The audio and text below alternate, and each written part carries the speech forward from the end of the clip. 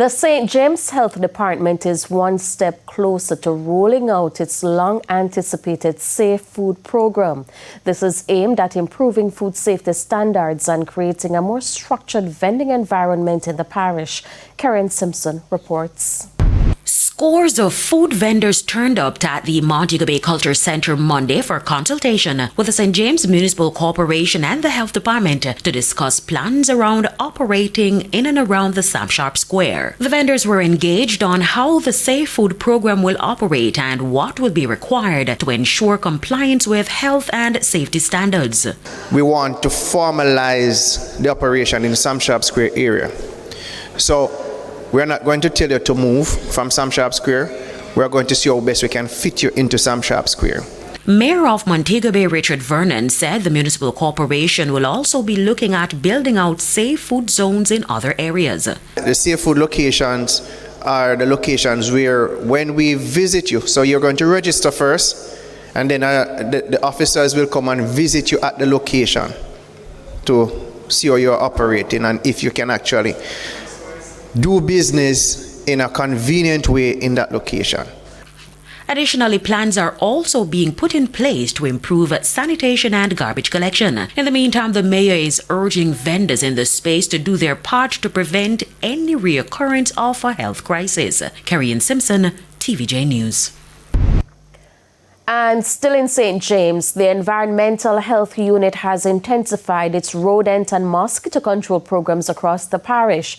The program, which began on January 3, is scheduled to run for 6 months.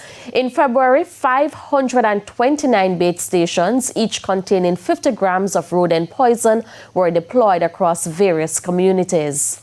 Communities or localities where initial baiting was initiated in February were Churchill Avenue, Market Circle, Fustic Road, Barnett Lane, Railway Lane, Fish Lane, Bevin Avenue, the perimeter of Charles Garden Market, Howard Cook Boulevard from the stoplight at KFC all the way to the intersection at Freeport, the Freeport business area, Fairview, Bogue Commercial Area, Mount Salem, this is Connor Lane, Peddlers Lane, and Brunswick Lane, Mount Pelier, Mount Carey, Cambridge, and Anchovy.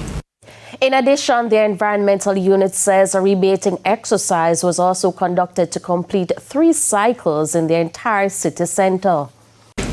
The Environmental Health Unit is currently anticipating rodenticide supplies to support the continuation and expansion of our rodent control operations across the parish.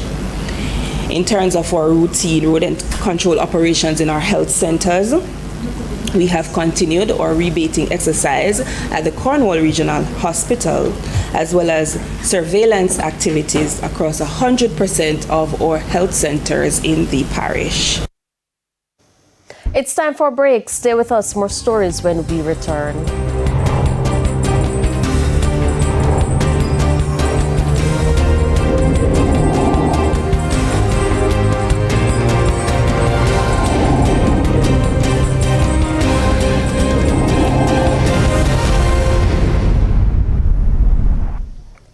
Welcome back to the Midday News. It's now time for the Business Minute.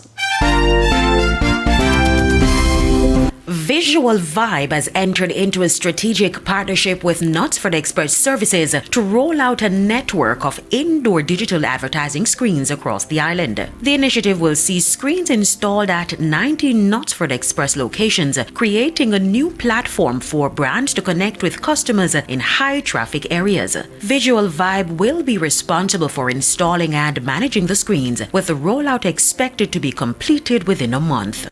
Further afield, oil prices are back up above $100 a barrel after fighting between Israel and Iran continued overnight. Brent crude, the global oil benchmark, hit more than $114 a barrel Monday, but then dropped just under $100 after U.S. President Donald Trump touted productive conversations with Iran about ending the war. And that's it for the Business Minute. I'm Karen Simpson.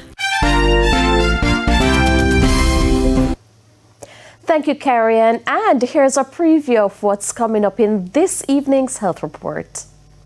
In this evening's health report, we'll look at hot flashes during perimenopause and menopause. Even sometimes the lotions, the roll-ons that we use, some of the perfumes, some of the things we're putting in our bodies, the water's been stored in this plastic, and you hear a lot about microplastics being found in organs and stuff like that. These things are very, very disruptive to our hormones. So when the hormones go off balance, these are the hypothalamus again, where the heat center of the body is controlled. That again, because of the hormonal fluctuations, start to get mixed signal and thinking that, oh no, she's hot, so let me just try to cool her down by, the sweat is coming, and that is supposed to help to cool you down. So it gets the signals crossed. That's the health report in primetime news at 7. And now for today's healthy living tip. Identify and avoid triggers such as spicy foods, caffeine, alcohol, and hot drinks. Stay cool and hydrated. Dress in layers, use fans, and drink plenty of water. Practice stress reducing techniques. Yoga, deep breathing, or meditation can help. And consult your doctor. Explore medications or homotherapy if needed. Time now for the top stories from around the world. In the region, Barbados is monitoring a chikungunya outbreak in the region after more than 1,000 cases and 1 death were reported in Suriname. Pan American Health Organization says the cases were recorded up to the end of February. Officials in Barbados say there are currently no confirmed cases, but warn the mosquito-borne virus remains a threat. Health authorities are urging residents to eliminate breeding sites as they step up surveillance. Thank you, Alia. We head to a quick break. When we come back, we'll have your midday sports report.